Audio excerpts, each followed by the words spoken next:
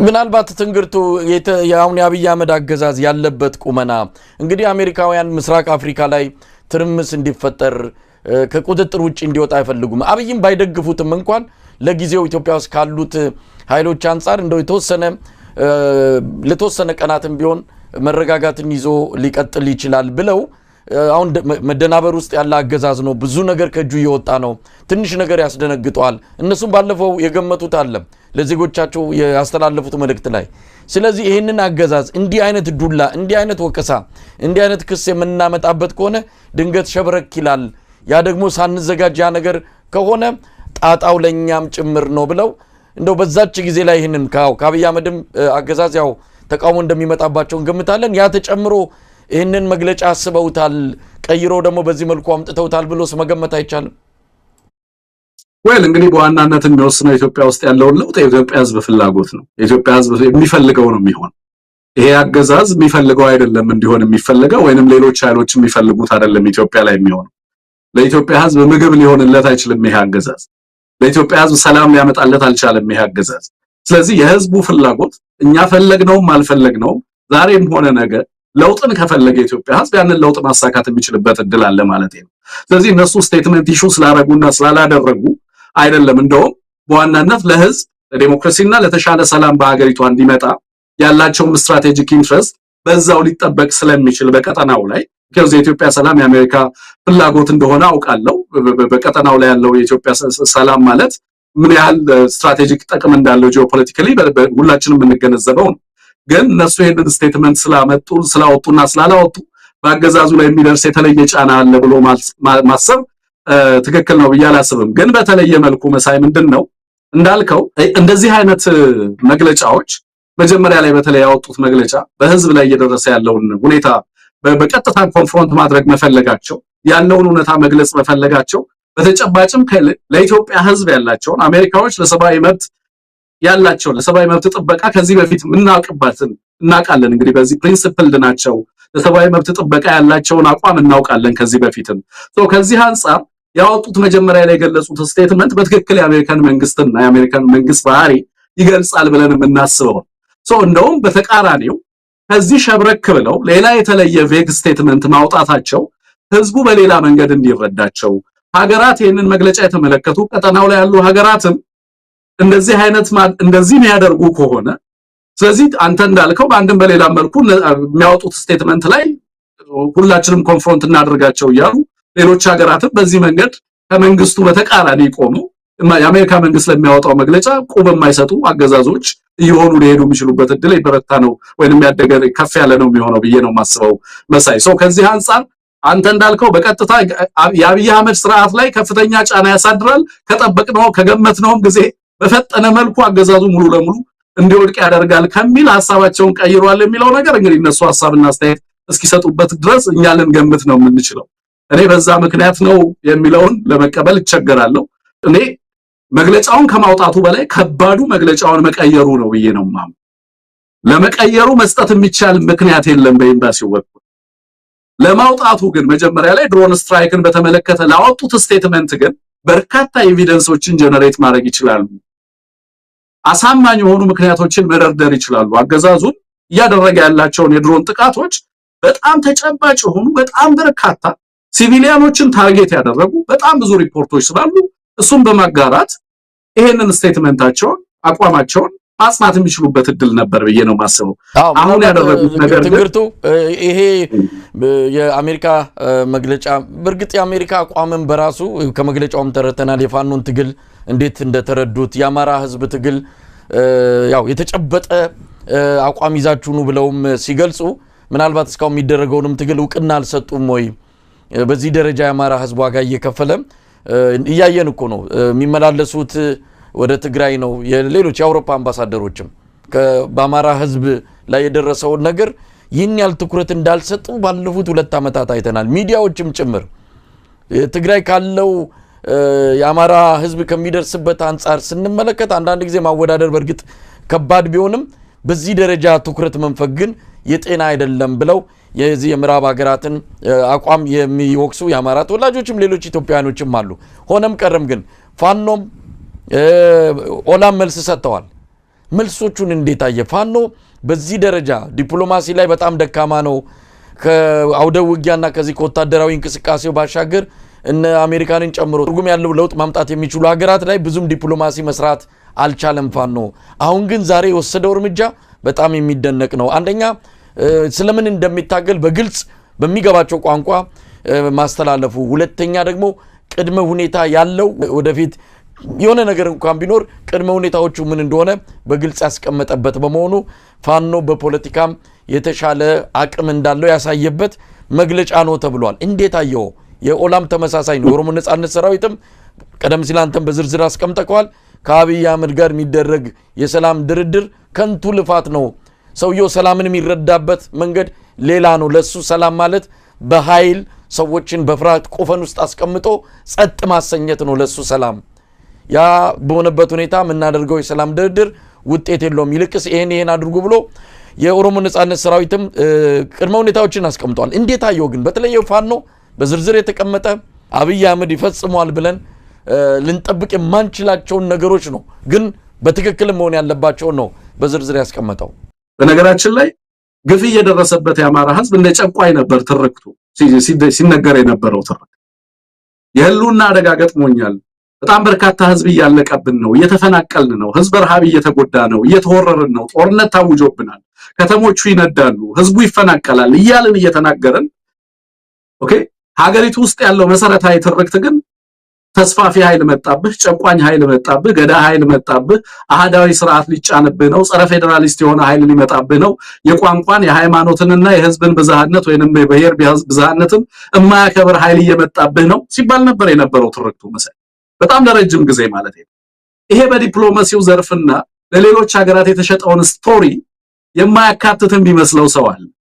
አብዛኞቹ የዲፕሎማቲክ ተቋማት ላለፉት በርካታ ዓመታት ይሸጡ የነበረው ትርክት ይሄ የኢትዮጵያን የችግር መሰረት የሚያደርጉ የፌደራሊዝም ስርዓቱ መሰረት ችግር አድርገው የሚያቀርቡ የጸረ ምዕራባውያን ትርክት ባለቤት አድርገው የሚያመጡት ኃይል የኢትዮጵያን ታሪክ ሁላ በመክሰስ በነገራችን በዚህ ሂደት ውስጥ በዋናነት የአማራን ህዝብ ተጠያቂ አድርጎ ለማቅረብ የሚሰሩ ስራዎች በጣም በርካታ ነበሩ። የተቀየረ አይደለም። የሚገርምህ ነገር በተወሰነ መልኩ ይሄንን የትርክት የተዛባ ትርክት በተለይ በዲፕሎማቲክ ኮሚኒቲው በኩል ለመቀየር ጥረት የሚደረግባቸው እድሎች ነበሩ፣ የባከኑ እድሎች አሉ። ከዛ በኋላ በተቀናጀ መንገድ ይሄንን ለመስራት የተሰራ ስራ ትልቅ ነው ብሎ መናገር አይቻልም። የአማራን ፖለቲካ ላለፉት 30 እና 40 ዓመታት ተሰብረው አማራ ራሱን ፖለቲካሊ እንዳያደራጅ በማድረግ እንደዚህ አይነት ትርክቶችን ለመቀየር የሚያስችል እድል እንዳይፈጠር አድርገዋል። እነዚህ ትግሎች እና ይሄ ትግል እየፈጠረ ያለው የትርክት ለውጥ ግን አለ። ለምሳሌ አምባሳደሩ ራሳቸው ኢሹ ባደረጉት ስቴትመንት የዛሬ 7 ወር 8 ወር አካባቢ ይመስለኛል በዛው ስቴትመንታቸው ራሱን ፋኖ እያለ የሚጠራው ኃይል ብለው ነበር መግለጫ ሲሰጡ የነበረው። የምታስታውስ ከሆነ ኦኤልኤን ጀነራስሊ ነበር አድሬስ ያደረጉት። ፋኖን በተመለከተና የአማራን ህዝብ ትግል በተመለከተ ደግሞ ራሱን ፋኖ እያለ የሚጠራው ብለው ኢቭን ፋኖ ብሎ መጥራት ፖለቲካሊ አዋጭ እንዳልሆነ የዲፕሎማታዊ ቋንቋ እንዳልሆነ ለውጡ ምንድነው? አሁን ፋኖ የተደራጀ ፖለቲካና ወታደራዊ ኃይል ሆኖ መጣ። በቀጠናው ላይ ከፍተኛ ፖለቲካ ኃይል ሆኖ መጥቷል። ኢትዮጵያ ውስጥ በምንም አይነት መልኩ ለምሳሌ እሳቸው ዛሬ ባወጡትን መግለጫ ሰስተነብል የሆነ ሰላም ዘላቂ የሆነ ሰላም ኢትዮጵያ ውስጥ ከነዚህ ኃይሎች ውጪ ሊታሰብ እንደማይችል ስላመኑ ነው እነዚህን ኃይሎች አድሬስ ያደረጉት። ሰላሙ ከተፈለገ ይሄ አገዛዝ ሰላምን ማረጋገጥ ከቻለ ለምን አያደርገው? እስካሁን ድረስ ሊያሳካው እንደማይችል ይታወቃል። ምክንያቱም ይሄ የህዝብ ትግል እነሱ የጽንፈኞች እያሉ የተለያየ ስም ሊሰጡት ቢሞክሩ አምባገነኖች ቃላትን ለራሳቸው ፍላጎት መጠቀም እንጂ የቃላትን ትርጉም ተፈጥሯዊ ትርጉማቸው አይደለም የሚጠቀሟቸው። ስለዚህ ለናብይ አህመድ ቃላት ናብይ አህመድን እንዲያገለግሉ ነው የሚፈልገው። ስለዚህ ጽንፈኛ እያሉ የፍትህ ጥያቄ ህዝባዊ ጥያቄ የተለየ ትርጉም ሊሰጡት ይፈልጋሉ እንደምታውቀው ማለት ነው። ከዚህ አንፃር እንደዚህ አይነት ትርክቶች ረጅም ጊዜ ተንሰራፍተው ከመቆየታቸው አንፃር በምዕራባውያን በኩል የአማራን ህዝብ ጥያቄ የሚረዱበት መንገድ ለረጅም ጊዜ ተንሸዋረረ ነበር። ግን በህዝብ ትግልና ጥረት ነው እንደዚህ አይነት ነገር የሚቀየረው። እንዳልኩ አይ በቃኛን ይጠሉናል እየተባለ የሚደረግ ለቅሶ አለ፣ ብዙ ጊዜ የማልደግፈው። ኦኬ ይሄ ትርክት ውጤት ነው። ይሄን ትርክት ራሳችን በተሻለ ትርክት እንቀይረዋለን። ይሄንን የጻፉ ሌሎች ኃይሎች ናቸው ያሉት። ይሄንን ቀይሮ መጻፍና እውነተኛውን ነገር ማስረዳት በህዝባችን ላይ የተጋረጠውን አደጋ ማሳየት ነው። ኢትዮጵያ ህዝብ በአማራም ህዝብ ላይ ያለውን ችግር የገጠመውን ፈተና በትክክል ተንትኖ ማስረዳት የሚጠበቅ ነው ብዬ ነው ማስበው። ያንን በማድረግ ለውጥ እየመጣ እንዳለ ግን እያየን ጎረቤት ሀገራት ላይ በቀጠናው ላይ በዓለም አቀፉ ማህበረሰብ ዘንድ ይሄ ትግል እንዴት እየተወሰደ እንደሆነ የዛሬው መግለጫ ማሳያ ነው ብዬ ነው የምወስደው። አንድ እሱ ነው መሳይ። ሌላኛው ፋኖ የሰጠውን ምላሽ በተመለከተ ሌላኛው የትርክት ስህተት ብዬ የማስበው ፋኖች ከዚህ በፊት ፖለቲካሊ ስማርት አይደሉም የሚባል ነገር አለ። ስለዚህ ፋኖችን እንደ ሚሊታንት መቁጠር ወታደራዊ ኃይል አድርጎ ብቻ ማሰብና በውስጣቸው ከመተኮስ ውጪ ፖለቲካን የማይከውኑ ከመተኮስ ውጪ ዲፕሎማሲ ማያስጨንቃቸው አድርጎ መውሰድ አለ። ይሄም ያገዛዙ ትርክት ሰለባ የሆኑ ሰዎች የሚያንጸባርቁት ለረጅም ጊዜ ማለት ኢንፋክት አማራውን ራሱ ጎድቶታል። በነገራችን ላይ ለምሳሌ መሪ የለንም የሚል አስተሳሰብ፣ ምሁራን የሉንም፣ የአማራ ምሁራን እንደዚህ ናቸው የሚል አስተሳሰብ፣ አማራ እኮ ፖለቲካ የለውም የሚል አስተሳሰብ፣ ስትራቴጂካሊ ምዕራባውያን ይጠሉናል፣ እንደዚህ አይነት አስተሳሰቦች በፍጹም የአማራን ህዝብ ሪያሊቲ ከግንዛቤ ውስጥ ያስገቡ አይደሉም። አሁን ያለው የፋኖ ትግል በነገራችን ላይ እኔ እንኳን የማውቃቸው ጓደኞቼ ስትራቴጂስቶች ናቸው፣ ፖሊሲ አድቫይዘሮች ናቸው፣ ልሂቃን ናቸው። የዩኒቨርሲቲ ስራዎቻቸውን ትተው የገቡ አውቃለሁ። ከውጭ ሀገር ሄደው ፋኖን የተቀላቀሉ ሳይንቲስቶች አውቃለሁ፣ ምሁራን አውቃለሁ። ፖለቲካን በሚገባ ቢተነትኑ ጂኦፖለቲክስን በሚገባ የሚረዱ ኃይሎች ናቸው ማለት ነው። ግን የመጣንበትን ሂደት ተመልከተው መሳይ። በሁለት ዓመት ውስጥ ከዲስኦርጋናይዝድ የህዝብ አመጽ ወደ ተደራጀ ኦርጋናይዝድ የፖለቲካና ወታደራዊ ተቋም መምጣት ቀላል ሂደት አይደለም። ሌሎች 15 16 17 ዓመት ወስዶባቸዋል። ድርጅት ማቋቋም ቀላል አይደለም።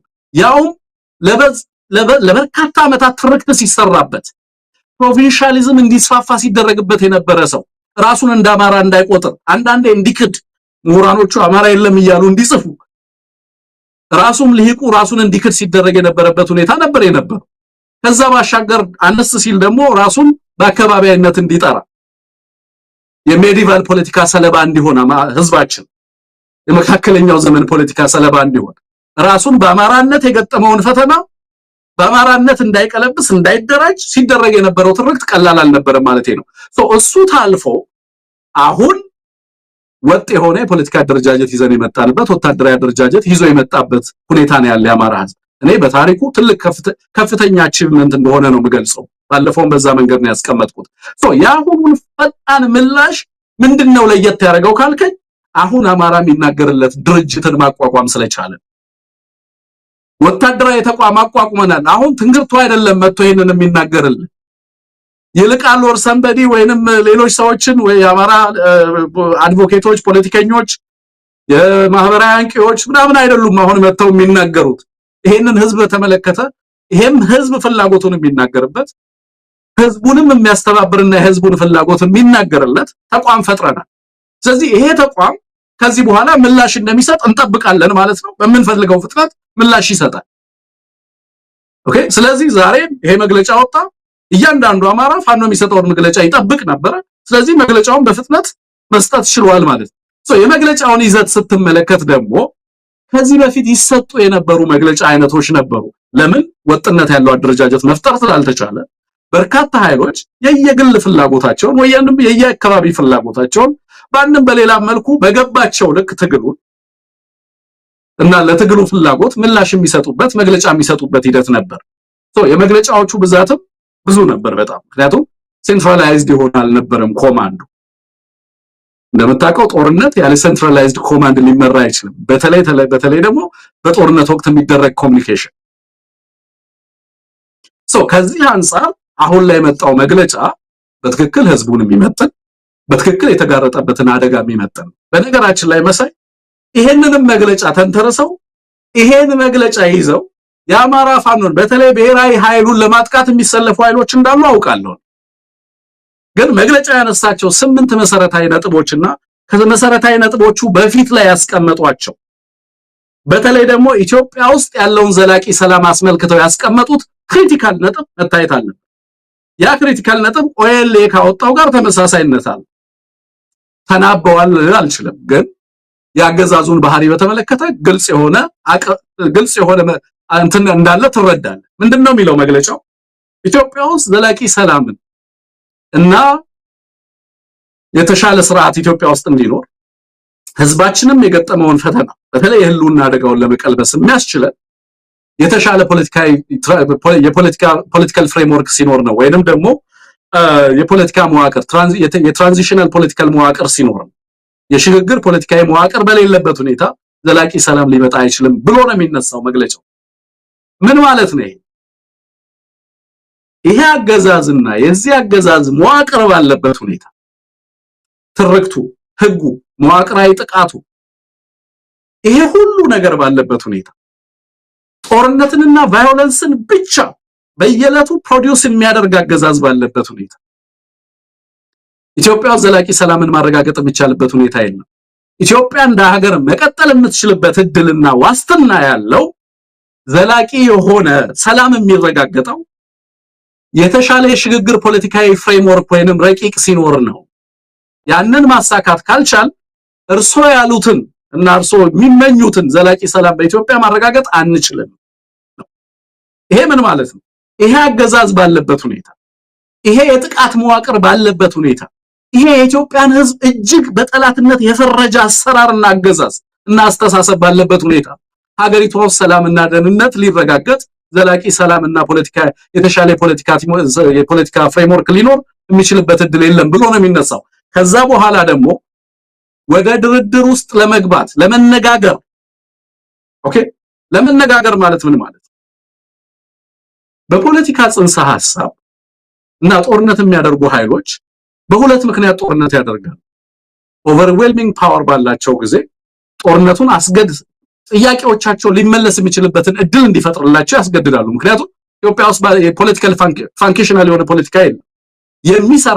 የለም የሚሰራ ፖለቲካ በሌለበትና ህዝብ ለህልውና አደጋ በተጋረጠበት ሁኔታ ራሱን ከመከላከል ውጭ ምንም እድል የለውም ይሄንን ለማድረግ እና ይሄንን ለማሳካት የሚያስችለውን ትግልና የትግል አቅጣጫ ከመረጠ በኋላ በዚህም ያደረክ ያለውን ውጤት ለማሳካት የምታደርገው እንቅስቃሴ አለ በሌላ አማራጭ ደግሞ የዓለም አቀፍ ዲፕሎማቲክ ኢንስትሩመንቶችን በመጠቀም ጥያቄዎችን ለማስመለስ ፍላጎቶችን ለማሳካት ጥረት ታደርጋለህ ስለዚህ ከዚህ አንፃር የምትሰጣቸው ምላሾች ፖለቲካል መሆን አለባቸው የዲፕሎማቲክ ማህበረሰቡንና ዓለም አቀፍ አሰራሮችን ታሳቢ ያደረጉ ምላሾች መሰጠት አለባቸው ያ ምላሽ ነው የተሰጠው አሁን ስለዚህ ይሄ አገዛዝ ምናልባት እንግርቱ በዝርዝር ለመመልከት ያህል መግለጫው እንደተባለው በብዙዎች ዘንድ በስፋት እየተነሳ ያለበት አንድም ፋኖ ከወታደራዊ ጉዳዮች ባሻገር እንደዚህ አይነት ላይ ብዙም የጠነከረ ቁመና የለም የሚለው ትችት በርካታ ምሁራንም እኛም ጋር እየቀረቡ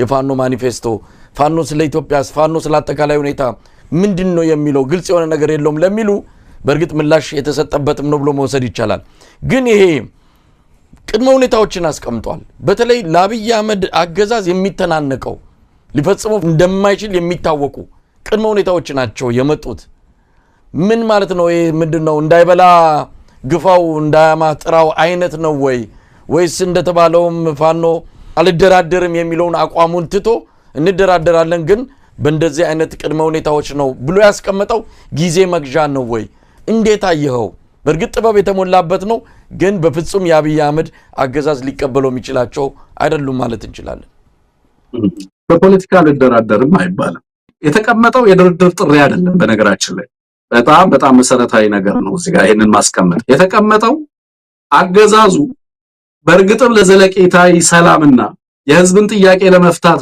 ኮሚትመንት ካለው እነዛን ኮሚትመንቶች የምንለካባቸው 8 ነጥቦች አሉ ብሎ ነው ፋኖ ያስቀመጠው ለዛ ዝግጁ መሆኑን የምናረጋግጠው በወሬ አይደለም እዚህም እየሄደ ሰላም እያለ ቢዘፍን የሰላም እናቶች የሰላም አምባሳደሮች የሰላም ሚኒስትር የሰላም መጽሐፍ ምንም ነገር ሊያደርግ ይችላል ሰላም እያለ በተጨባጭ ሰላምን የሚያመለክቱ አንዳቸውንም ኮሚትመንቶች አድርጎ አያውቅም እስር አልቆመም ረሃብ አልቆመም የድሮን ጥቃት አልቆመም አፈና አልቆመም በማንነት መታሰር አልቆመም መገደል አልቆመም መዘረፍ አልቆመም ንቀት አልቆመም ይሄ ሁሉ ሁኔታ ባለበት ሁኔታ ውስጥ አንዳች ተጨባጭ ኮሚትመንት ሳታደርግ ሰላም እያልክ ብትዘፍንና ዘፈን ብታሰራ ማን ይሰማል? ምክንያቱም ፖለቲካሊ የምታደርጋቸውን ፖለቲካል አክሽኖች ነው የምንቆጥረው 1 2 3 ብለን ማለት ነው። አምባሳደሩ ለጠየቁት ፋኖ የፖለቲካ ኦብጀክቲቮቹን ወይንም ግቦቹን አይደለም እዚህ ጋር የዘረዘረው መሳይ እዚህ ጋር ያስቀመጠው አገዛዙ ለሰላም ኮሚትድ ነው አይደለም የሚለውን የምንለካባቸውን 8 ነጥቦች ነው ያስቀመጠው። ዝግጁ ነው ወይስ አይደለም? ዝግጁ መሆኑን የምናውቀው እርግጥም ለዘለቄታዊ ሰላም ዝግጁ ነኝ የሚል ከሆነ እነዚህ 8 ነገሮች ቅድመ ሁኔታዎች አሟልቶ ከዛ በኋላ ሌሎች ጥያቄዎቻችንንና ድርድር ፍላጎቶቻችንም ካሉ እነሱን እንመለስባቸዋለን። ስለዚህ ቃል በቃል የድርድር ቅድመ ሁኔታ ነው ማለት አንችልማ። የድርድር ቅድመ ሁኔታ አይደለም ይሄ። በአማራ ህዝብ ላይ የታወጀውን ጦርነት አገዛዙ ለሰላም ጥሪ ለማድረግ እንኳን ለፋኖ ሊያደርግ የሚችለውን ጥሪ እንኳን እነዚህ ነገሮች ከተገበረ በኋላ ነው በእርግጥም ስለ ሰላም ጥሪ ሊያደርግልን የሚገባው። የሰላም ጥሪ ማድረግ ካለበት በመጀመሪያ ደረጃ እነዚህ ነገሮች ማሳካት አለበት። ያወጀውን ጦርነት ህዝባችን ላይ ማቆም መቻል አለበት ነው የመጀመሪያው።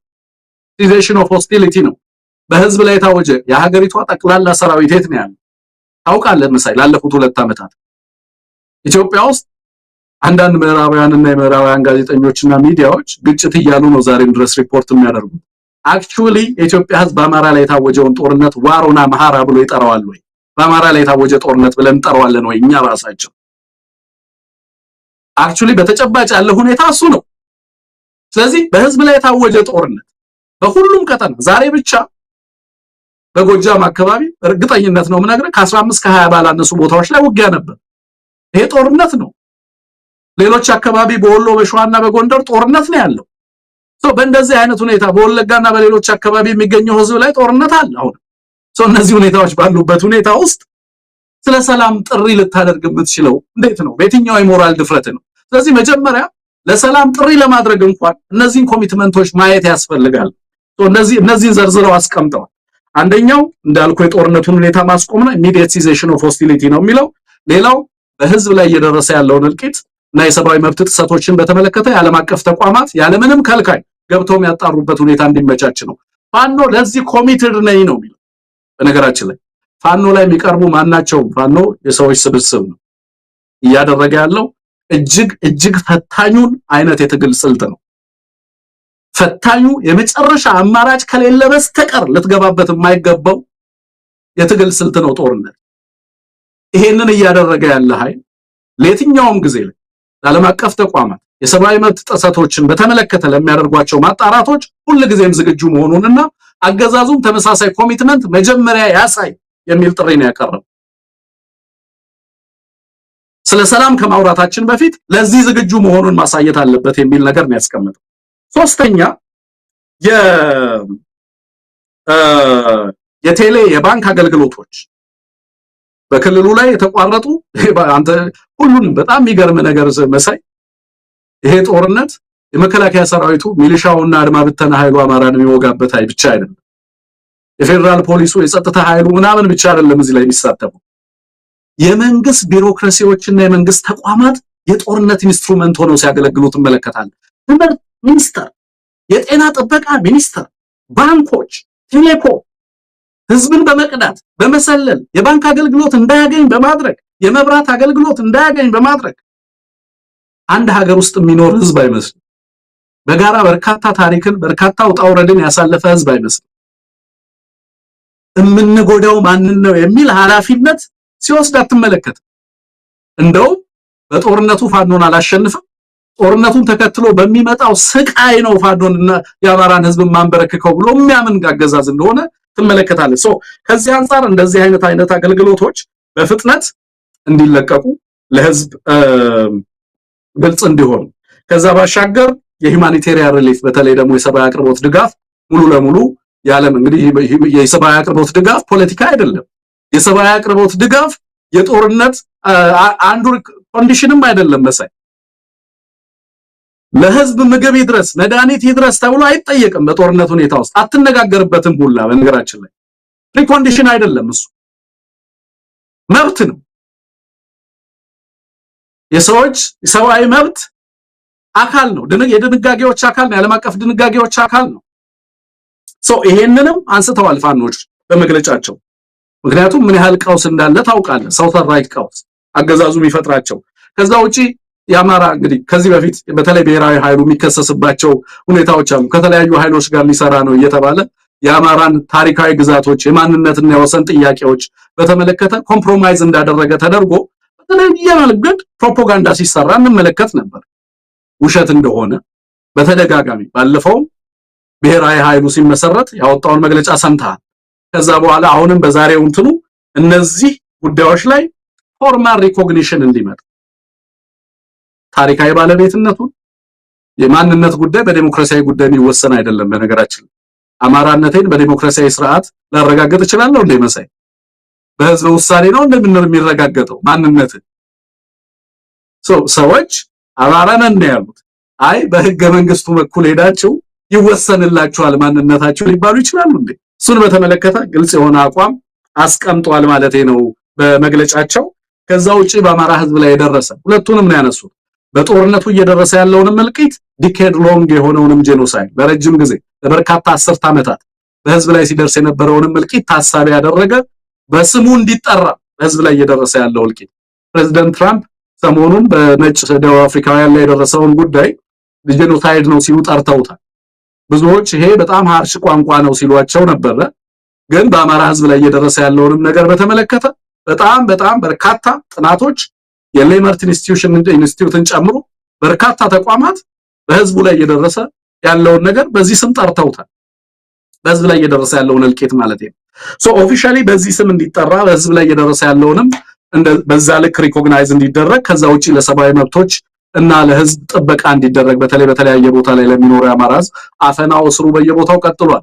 ከፖሊስ ጋር በተቋማት ጋር ያላቸው ግንኙነት የአማራ ባለሀብት ነጋዴ ሰው ግለሰብ ከፖሊስ ጋር ከትራፊክ ጋር ባላቸው ግንኙነት ሁላ ሳይቀር በየዕለቱ ኢንስቲትዩሽናል ዲስክሪሚኔሽንን ኤክስፒሪየንስ ያደርጋሉ። መሳይ በየዕለቱ ተቋማዊ መገለልን እጅግ አዝናለሁ። ይሄንን ስል በእውነቴን ነው ማለት በሀገር ውስጥ ባይተዋርነት እንዲሰማ አገልግሎት የፈለጉ ሰዎች ተቋማት ውስጥ ሲሄዱ በማንነታቸው የሚደርስባቸው ስድብና ዘልፊያ ጥበቃ እንዲደረግ ለህዝባችን በያለበት ቦታ በሄደበት ቦታ እነዚህን መሰረታዊ ነገሮች እነዚህን ኮሚትመንቶች ካየን ኦኬ ከዚህ በኋላ ለሰላም የሚደረግ ጥሪን በተመለከተ የክልሉንም ጉዳይ አንስተዋል። በነገራችን ላይ ሙሉ ለሙሉ ዊዝድሮ አድርጎ ወጥቶ የብልጽግናና የአማራ ባዕዴን እየተባለ የሚጠራው መዋቅር ሙሉ ለሙሉ መፋቅ አለበት። ምክንያቱም ሌጂስሌሽኑን አጥቷል። በመሳሪያ አማራን ህዝብ ሊያስተዳድር አይችልም። ስለዚህ ይሄንንም እነዚህን ኮሚትመንቶች ካየን በኋላ ከዛ በኋላ ስለ ፖለቲካዊ ውይይት ልናነሳ እንችላለን የሚል ጠንካራ መግለጫ ነው ያወጡት። አይ ቲንክ በኔ በኩል ዲፕሎማሲያዊ ቋንቋን የተከተለ የህዝባችንን ፍላጎት ከግንዛቤ ውስጥ ያስገባ ፍጹም ፖለቲካዊ የሆነ የኢትዮጵያንም የሀገርንም ፍላጎት ቀጠናይም የዓለም አቀፉንም ማህበረሰብ ፍላጎት ከግንዛቤ ውስጥ ያስገባ መግለጫ ነው ብሎ መውሰድ ይቻላል። መሰለኝ ትንግርቱ ምን ምላሽ ሊሰጥ ይችላል የአሜሪካ ኤምባሲ ወይም ደግሞ የአሜሪካ መንግስት? ይሄ ቀላል የሚባል አይደለም። በፋኖ በኩል እንዲህ አይነት ጥልቀት ያለው ብዙ ነገሮችን ያገናዘበና ያሳየ የአማራ ህዝብን ስቃይ በደንብ ያመላከተ ፍላጎቱንም ነገ ከነጎዳ የሚፈልገውንም በደንብ ያሳየ ዝርዝር መግለጫ ነውና ምን መልስ ይኖራል ብለ ተጠብቃለህ? እንግዲህ የኦሮሞ ነጻነት ሰራዊትን በተመሳሳይ ነው። የአብይ አህመድ አገዛዝ ለሰላም ቁርጠኛ አይደለም፣ አጭበርባሪ ነው። እናንተን እሱ ላይ ተጽዕኖ አድርጉ፣ ለፍርድ የሚቀርቡ ባለስልጣናት አሉ፣ ሰላማዊ ዜጎችን ህፃናትን ጭምር የሚጨፈጭፉ ወታደሩም ሆነ የሲቪል አመራሮች አሉ፣ እነሱ ለፍርድ እንዲቀርቡ ያድርጉ፣ እንደ እውነት እንድንወስዳችሁ ከምር እንድንወስዳችሁ እናንተም ለሰላም እኛ ላይ ጥሪ እንዳደረጋችሁ አገዛዙ ላይ ይሄንን እርምጃ ውሰዱ ሲልም የኦሮሞ ነጻነት ሰራዊት አቋሙን ግልጽ አድርጓል። ከፋኖ ጋር ተመሳሳይ ነው። ምን መልስ እንጠብቃለን ከአሜሪካ? የፋኖን መግለጫ በተመለከተ ኦኤልኤ ያወጣውን መግለጫ ተመልክቼዋለሁ እና መግለጫው አንዌቨሪንግ የሆነ አቋም ነው። ኦኤልኤ አይ ቲንክ ለሌሎቹ ለፋኖም ሆነ ለሌሎቹ ኃይሎች አገዛዙን በተመለከተ ተጨባጭ ልምድ ያለው ድርጅት ይመስለኛል። ታንዛኒያ ድረስ ሄዶ አገዛዙ ማን እንደሆነ በትክክል ተገንዝቦታል። ያገዛዙ ፍላጎት ሰላም አይደለም። መሳይ ታንዛኒያ ሄደው ዳሬ ሰላም ላይ ለኦኤልኤ ዴሊጌሽን ምን ይሏቸው እንደነበረ ኦኤልኤዎች መግለጫ አውጥተዋል። አማራን ተባብረን እንውጋ ነበር የሚሉን እንዲህ አይነት የሰላም አማራጭ አለ ወይ እኮ ብለው ኦኤልኤ እንግዲህ ኦኤልኤ ማለት እንደዚህ አይነት አገዛዝ ነው። ታንዛኒያ ድረስ ሄዶ አማራን በጋራ እንውጋ የሚል አገዛዝ እንዴት የሀገሪቱ ውስጥ ፖለቲካዊና ሰላማዊ ሽግግር እንዲኖር ያስችላል ብለህ ታስባለህ? በተጨባጭ አይተነው ተገናኝተን ተነጋግረን ከዚህ ድርጅት ልምድ ወስደናል። ይሄ ድርጅት ስለ ሰላም ሲያወራ ስለ ኦርዌሊያን ሰላም ነው የሚያወራው። ስለ ሰላም ሲያወራ እንዴት አድርጌ ላታላችሁ፣ እንዴት አድርጌ ላጥፋችሁ፣ እንዴት አድርጌ ገንዘብ ልቀበላችሁ እያለ ነው እንጂ ኮሚትድ አይደለም። የሰላም ኮሚትመንት የለውም ብሎ መግለጫ አውጥቶ ተመልክቻለሁ። ዛሬም ማለት ነው እንደው ማድረግ ያለባችሁ ብሎ ሳንክሽን እና እርምጃ እንዲወሰድ አገዛዙ ላይ፣ ጀነራሎቹ ላይ፣ አመራሩ ላይ ይሄን በማድረግ ተባበሩን ይልቅ የሚል ነገር ነው ያነሳው ማለት ነው። የፋኖን በተመለከተ የፋኖ መግለጫ ለመጀመሪያ ጊዜ ስለሆነ እንደዚህ አይነት ስቴትመንት የሰጠው በርግጥ ከዚህ በፊትም ግን ኦርጋናይዝድ የሆነ ወጥነት ያለው ኮማንድ ሴንትራል ኮማንድ ካቋቋሙ በኋላ ወጥነት ያለው ድርጅትና አደረጃጀት ይዘው ከመጡ በኋላ እንዲህ አይነት መግለጫ ሲሰጡ የመጀመሪያቸው ነው። ይሄ መግለጫ ግን እንግዲህ አምባሳደሩ ሪያሊስቲክ ኦብጀክቲቭ ወይንም ደግሞ ተጨባጭ ግብ ይዛችሁ ነው ተጨባጭ የመደራደሪያ ሐሳቦችን ወይንም ደግሞ ቅድመ ሁኔታዎችን አስቀምጡ ያሉትን ያሟላል ያሟላም እንግዲህ እሳቸው ናቸው የሚያውቁ። ሪያሊስቲክ ሲሉ እሳቸው ምን ማለታቸው ነው? ይሄ ለአማራ ህዝብ የህልውና ጉዳይ እነዚህ ጥያቄ እዚህ ጋር የተቀመጡት ነጥቦች እነዚህ ነገሮች ካልሆኑ እነዚህ ነገሮች ማሳካት ካልተቻለ በምንም አይነት መልኩ ስለ ሰላም ማውራትና ስለ ዘላቂ ሰላም መነጋገር የሚቻልበት እድል የለም ነው። አክቲቭሊ ጦርነት እየተካሄደ ስለ ሰላም ልናወራ አንችልም። ስለ ንግግር ማውራት አይቻልም። ስለ ሽግግር ፍትህ ልናወራ አንችልም። ስለ ስርዓት ሽግግር ልናወራ አንችልም መሳይ በዚህ ምክንያት እነዚህ ነገሮች ለአማራ ሪያሊስቲክ ኦብጀክቲቭ ናቸው። ፕራግማቲክ ፖለቲካል አክሽን የሚፈልጉ ጥያቄዎች ናቸው፣ ቅድመ ሁኔታዎች ናቸው። በብዙዎች የሚቆጠሩ በየማጎሪያ ቦታው ያሉ ሴቶች፣ እናቶች፣ ሐኪሞች፣ መምህራን፣ የሃይማኖት አባቶች፣ ህፃናት፣ ወጣቶች ማን አስታወሳቸው? ማን ስለነሱ አነሳ? መሳይ አንድ ቀን የተፈታ ሰው ሰምተህ ታውቃለህ? በዋስትና እንኳን የለም። እነዚህ ሁኔታዎች ባሉበት ሁኔታ ውስጥ ጦርነቱ እየተካሄደ የከባድ መሳሪያ ዝግጅቱ፣ የድሮን ዝግጅቱ፣ የመሳሪያ ልመናው፣ የገንዘብ ልመናው እየተካሄደ ባለበት ሁኔታ ወታደር አፈናና ወታደር ስልጠና እየተካሄደ ለተጨማሪ ጦርነት እየተካሄደ ባለበት ሁኔታ የተጨባጭ የሆነ አክሽን የለም በአገዛዙ በኩል። ይሄ ያገዛዙን ትክክለኛ ባህሪ የሚያሳይ ነው። በእነሱ በኩል የተነሳው ግን ኦብጀክቲቭ ሪያሊስቲክ ኦብጀክቲቭ ተጨባጭ የፖለቲካ ትኩሳቱን የምንለካበት አገዛዙ የሚወስዳቸውን አክሽኖች አይቶ ቀጣይ ሁኔታዎችን ለመነጋገር የሚያስችል እድል ይፈጥራል አይፈጥርም የሚለውን ለማየት የምንለካበት ነው ብሎ ነው ያስቀመጠው። አይ ቲንክ ለሳቸው ይዋጥላቸዋል አይዋጥላቸውም አላውቅም። በዋናነት ግን ከሳቸው ይልቅ ለዚህ ምላሽ እንዲሰጥ የሚጠበቀው አገዛዙ፣ ምክንያቱም በሳቸው እጅ አይደለም ያለው በአገዛዙ እጅ ነው። እሳቸው ምናልባት ሊያስገድዱ ይችላሉ። አገዛዙ ከዚህ በላይ በሀገርና በህዝብ ላይ ሊቀልድ የሚችልበት እድል ያበቃ ይመስለኛል መሳይ። አገሪቱ ያለችበት የኢኮኖሚ ሁኔታ በጣም ብዙ ሰዎች በጣም በፍጥነት ሪፎርም የሚመጣ ይመስላቸዋል። አገዛዙ አሁን የተበደረውን 62 ቢሊዮን ዶላር እየከፈለ አይደለም ያለው። ዴፕት ሪስትራክቸሪንግ ብሎ ይሸጋገርልኝ ባለበት ወቅት ነው ያለ ነው። መክፈል ሲጀምር ሀገሪቱ ምን ልትሆን እንደምትችል መገመት ይችላል። በጦርነቱ ምክንያት የፖሊሲ ክራይ ውስጥ ገባ። በፖሊሲ ክራዩ ምክንያት የኢትዮጵያ ህዝብ ላይ መከራውን ጫነው። የመብራት፣ የውሃ፣ የምግብ ሊቆጣጠረው የማይችለው መከራና ስቃይ ውስጥ ህዝቡ እንዲገባ አደረገው። ዛሬ ላይ ደሞዝ ማሻሻያ ቢያደርግ መሳይ በሳምንቱ መልሶ ያንን ደሞዝ የሚከፍልበት እድል የለውም። በእንደዚህ አይነት አጣብቂኝ ውስጥ ያለ አገዛዝ ይሄንን ከመመለስ ውጪ እነዚህን ከማድረግ ውጪ ምን አማራጭ ይኖረዋል ብለህ ታስባለህ? አስገዳጅ ሁኔታ ውስጥ እንጂ መርጦ የገባበት ሁኔታ ውስጥ እኮ አይደለም ያለው። እንደው ትግሉ ምናልባት የአብይ አህመድ አገዛዝ በርግጥም ይሄንን በኦሮሞ ነጻነት ሰራዊትም በፋኖ የቀረቡትን ቅድመ ሁኔታዎች እንበላቸው ወይም ደግሞ ለመነጋገር እንኳን እነዚህን ነገሮች ፈጽሞ ማየት እንፈልጋለን ላሏቸው ነጥቦች ለመመለስ የሚያስችል አቅምም ፍላጎትም የለውም የማይችለው ነው። ምክንያቱም የምናየው ነገር ነው። በፖለቲካም በወታደራዊም ቁመናው በከፍተኛ ደረጃ የተዳከመበት ሁኔታ ነው ያለው።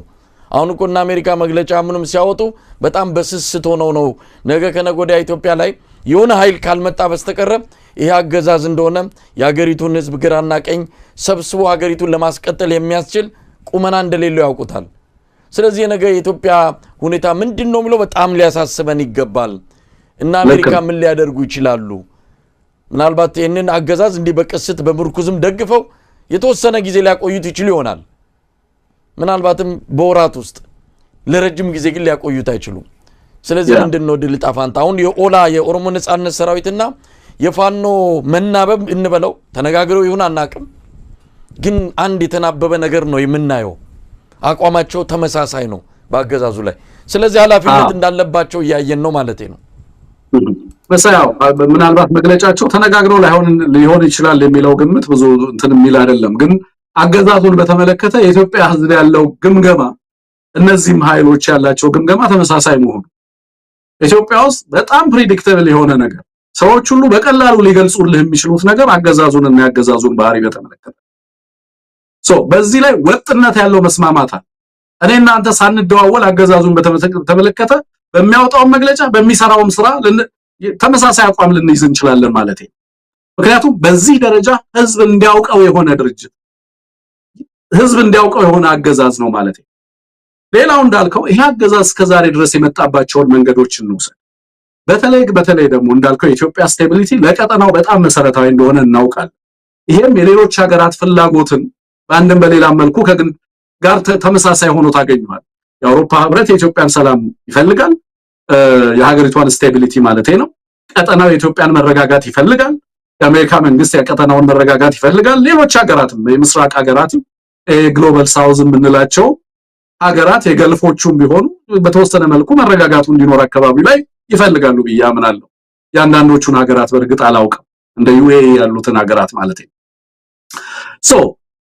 እስከ ዛሬ ድረስ ግን ኢትዮጵያን በተመለከተ የሚያራምደው ዲፕሎማሲ ይሄ መንግስት ለምንድነው ፖለቲካሊ ኮንሲድ ማታደርገው ሲባል በፖለቲካው ሂደት ውስጥ ለምንድነው ማትደራደረው?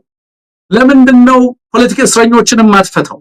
ለምንድነው ምህዳሩን ማታሰፋው? ለምንድነው የምታፍነው ሲባል ከኔ የተሻለ ስርዓት አይመጣም። እነዚህ በርካታ ኃይሎች የታጠቁ ኃይሎች ወደ ማዕከል ከመጡ ይጨራረሳሉ። ኢትዮጵያ ውስጥ ሲቪል ዋር ነው የሚነሳው ነው የሚለው አገዛዙ። ለሌሎች የሚነግረው ትርክት ይሄ ነው።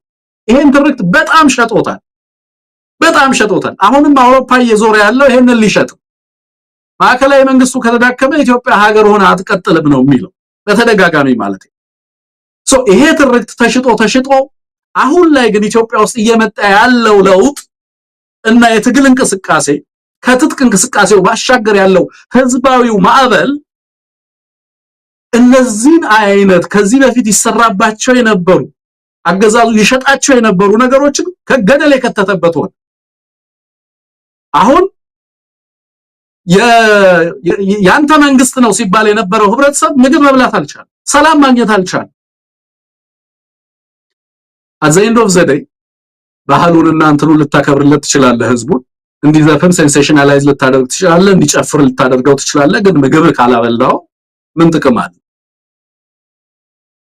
ሰዎች ቤታቸው ሲገቡ የምግብ ሜኑዋቸው ላይ ያለውን ነገር ነው የሚመለከቱት። ለልጆቻችን ምግብ ማብላት እንችላለን ወይስ አንችልም ነው ጥያቄ። ርቦናል ነው የሐኪሞች ጥያቄ። ሃይማኖትም ጎሳም ሊገድበው አልቻለም ይሄን ጥያቄ። ያሉትን ዲቫይድ ላይኖች ኤትኒክ በለው ሪሊጂየስ እና ሌሎችም መከፋፈያ መንገዶችን ተሻገረበት ሳያስበው። በእርግጥ በተደጋጋሚ የኢትዮጵያ ህዝብ ቅኔ ነው ይባላል። እንዲህ አይነት ባህሪዎች አሉት። አንዳንዴ ተስፋ በምትቆርጥበት ጊዜ የሚገለጥ ባህሪዎች አሉ ይሄ ህዝብ። አንዳንዴ የሚያስገርመኝም ነገር እሱ ነው። አሁን የሁሉም ጥያቄ መምህራን የሐኪሞቹም ጓደኞች ናቸው፣ የወታደሩም የፖሊሱም ዘመድ ነው ሐኪም መምህር ማለት። ፖሊሱን መምህሩን በመሳሪያ ጠብቀው ብለህ ልታዘው አትችልም። ምክንያቱም መምህሩ ከራበው ፖሊሱ ርቦታል ማለት ነው። የፖሊስ ሚስት ነች መምህሯ። የጤና ባለሙያ ወንድም ነው መከላከያው። በህዝብ ተጨባጭ ህይወት ላይ የመጣ ችግርና አደጋ ነው ሀገሪቷ ውስጥ እየተንጸባረቀ ያለው መሳይ። በዚህ ምክንያት ሌሎች አካላትም የሀገሪቷን የፖለቲካ ለውጥ የሚገነዘቡ አካላት ሀገሪቱ ውስጥ እየመጣ ያለውን የህዝብ ማዕበል በትክክል ተረድተውታል። ስለዚህ ኢትዮጵያ ሰላም እንድትሆን ቀጠናው ሰላም እንዲሆንና ሰላማዊ ሽግግር እንዲመጣ ከተፈለገ ይሄ አገዛዝ የግድ ተገዶ እንደዚህ አይነት ሁኔታ ውስጥ እንዲመጣ አስገዳጅ የሆኑ ሁኔታዎችን መፍጠር ተገቢ ነው የሚሆነው። ለዚህም ይመስለኛል ይሄ መግለጫ የወጣው አንተ እንዳልከው ለምሳሌ ምንም ታሳቢ ነው አርጎ ነው የወጣው። አርብ የሚወጣ መግለጫ አይደለም። የጦርነቱን ሁለተኛ ወይ አንደኛ ዓመት ታሳቢ አድርጎ የመንግስትን ሶስተኛ ወይ አራተኛ ወይ ሰባተኛ ዓመት ታሳቢ አድርጎ የወጣ መግለጫ አይደለም ማለት ነው። የሀገሪቷን የፖለቲካ ቀውስና ሁኔታ በትክክል ከተገነዘበ ከዛ ጋርም ተያይዞ በእነዚህ ኃይሎች ምላሽ እንዲሰጥ ተጠብቋል ማለት ነው። ምክንያቱም የኢትዮጵያን ሰላም በምንም መልኩ አገዛዙ ብቻውን ሊያረጋግጠው የሚችልበት ሁኔታና እድል እንደሌለ የተረዱት ይመስለኛል መሳይ። ከዚህ አንፃር ተገዶም ቢሆን ወደ እነዚህ አይነት ሁኔታ ውስጥ እንዲገባ ለማድረግ ጥረት ያደርጋሉ ብዬ ነው የማስበው። ግን በዋናነት እንዳልኩ የኢትዮጵያን ለውጥ የሚወስነውና ዲክቴት የሚያደርገው የኢትዮጵያ ህዝብ ፍላጎት ነው ብያለሁ። መሬት ላይ የምናደርገው ትግል ነው፣ የምንከፍለው መስዋዕትነት ነው። ትንግርቱ እንደው የዛሬው የፋኖ ምላሽ በተለይ በዓለም አቀፍ ተቋማት በምዕራባውያን ሀገራት ዘንድ ከዚህ በኋላ ለሚያነሱት ጥያቄ ፋኖ ቅርጽና እንትን የለውም ለመነጋገርም አልቻልም እያለ አብይ አህመድም በየጊዜው የሚያቀርበውን ስሞታ የሚያስቀር ይመስላልና እንዴት ሊረዱት ይችላሉ? ከዚህ በኋላ ይህንን ጥያቄ አያነሱም? ፋኖ አላማውን የሚፈልገውን አጠቃላይ ሁኔታውን የተመለከተ አቋሙን ግልጽ ያደረገበት ሁኔታ ነው የታየውና ከዚህ በኋላ ከምዕራብ ዓለም ሀገራት ጋር በተለይ ተጽዕኖ ከሚፈጥሩት ሀገራት ጋር የሚኖረው ግንኙነት ምንድነው ብለህ ታምናለህ? እስከዛሬ እንደሚያደርጉት ፋኖን አናቆም ወይም በስም ለመጥራት ራሱ እስከማይፈልጉበት ጊዜ ድረስ የነበረውን ሁኔታ ቀይረው በትክክል በቁመናውና በተጽዕኖ ልክ መተው ሊነጋገሩ የሚችሉበት እድል ይኖራል ወይም ደግሞ ወደዛ ውሳኔ ይገባሉ ብለህ ትጠብቃለህ? ምንም ጥያቄ የለውም። የሚኖረው አቅም ነው የሚወስነው። የምትገነባው ኬፓቢሊቲ ነው የሚወስነው። ይሄ መግለጫ ሲወጣ አገዛዙ መጨረሻ ላይ ነው የተጻፈው። አይተህ ከሆነ ማለቴ ነው።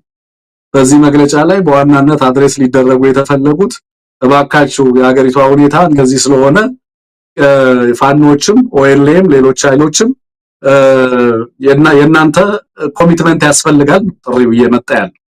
ይሄ በህዝብ ትግል የመጣ ይሄ ከፍተኛ ዋጋ ተከፍሎበት እዚህ የተደረሰበት እንትን ነው መሳይ፣ ዝም ብለህ የምታመጣው አይደለም። ግን ትልቁ ነገር ምንድነው? ፋኖ ይዞ የመጣው አደረጃጀት በተለይ ደግሞ ቁልፍ ምላሽ ይሰጣል። የአማራ ህዝብ መሳይ አንተ ራስን ጨምሮ ስንቴ ነው እኔ ጋር የደወልከው? ለምንድነው አንድ የማይሆኑት የማይል ህዝብ ነበር ወይ? ለምን መሰለ እንደዛ ስንል ነበር። የተደራጀ ፖለቲካን መስራት የሚቻለው ወጥ የሆነ አደረጃጀትን ይዞ መምጣት እንደሆነና ዓለም በዛ እንደሚመራ ስለምንገነዘብ ነው ጫና ስናሰድርባቸው ነበር። አንድነቱን ፍጠሩ፣ ከዛ በኋላ ሪሶርስ አትጠይቁም፣ ከናንተ ጋር መስራት የሚፈልግ በርካታ ኃይል ይኖራል። የኢትዮጵያን ሰላም የሚፈልግ ኃይል ሁሉ እናንተን አማራጭ ኃይል እንደሆናችሁ ይገነዘባል። ምክንያቱም የናንተ ጥያቄ የህዝብ ጥያቄ ስለሆነ። እውነት እነሱ እንደሚሉት የጽንፈኞች ጥያቄ ከሆነ እኮ መሳይ እንደፈለጉ አሜሪካ ላይ መጥተው ስብሰባ ሰልፍ መጥራት ይችላሉ እኮ። እነሱ እንደሚሉት የጽንፈኞች ጥያቄ ቢሆን ይሄ ሁሉ የሚያስገቡት ሰራዊት እኮ እዛው ቀልጦ አይቀርም እኮ እንዴ። በመላ ሀገሪቷ ለፋኖ የሚሰጠው ድጋፍ እኮ ቀላል ድጋፍ እኮ አይደለም። እስኪ እነሱ በሚያወጣቸው ሰራዊት ቀጥረው ደሞዝ የሚከፈላቸው የሚዲያ ሰራዊት ቀጥረው በመናወጣቸው ማስታወቂያዎችና የቴሌቪዥን ዜናዎች ስር ሄዳችሁ ኮሜንት አድርጉልን ሶሻል ሚዲያ ላይ ተብለው የተቀጠሩ ሰዎቻቸውን ኦቨርዌልም የሚያደርግ የህዝብ ምላሽ እኮ ነው የምታየው በሚወጣው ዜናው ስር እየሄድክ ስትመለከት። ከዛ በላይ ምን ሰርቬይ አለ? የኢትዮጵያን ህዝብ የልብ ትርታ ለመለካት ከዚህ ውጪ ምን አይነት ጥናት ልንሰራ እንችላለን? የህዝቡን ምላሽ እዛ ጋር ሄደህ እኮ ታገኘዋለህ። እነሱ ሊከላከሉት አንድ አይነት ቃል ኮፒ ፔስት እያደረጋችሁ ለጥፉ ተብሎ የተሰጣቸውን እንኳን እንደዛ እየለጠፉ ቢከፈላቸው ኃይሎች ህዝቡ እንዴት ኦቨርዌልም አድርጎ የነሱን ፈልጋ እንኳን አታገኘውም የነሱን ዘጋ የሚጽፉትን ነገር ማለት ነው በዚህ ደረጃ ህዝብ ድጋፍ የሰጠው ኃይል መሰረቱ የህዝብ ጥያቄ እንዳለ ግልጽ እነዚህ ጥያቄዎች በሆነው እንደነሱ እንደሚሉት የጽንፈኞች ጥያቄ ቢሆኑ በአንድና በሁለት ወር እዛ አካባቢ ያለውን የፖለቲካል ኦርደር በመትፈልገው መንገድ መቆጣጠር በቻልክ ነበር 2 አመት ዘለቀ አቅሙ እየተጠናከረ እያሰለጠነ መግለጫ እየሰጠ ከቦታ ቦታ እየሄደ ቋራ ድረስ ሄዶ ዲክላሬሽን የሚያውጅ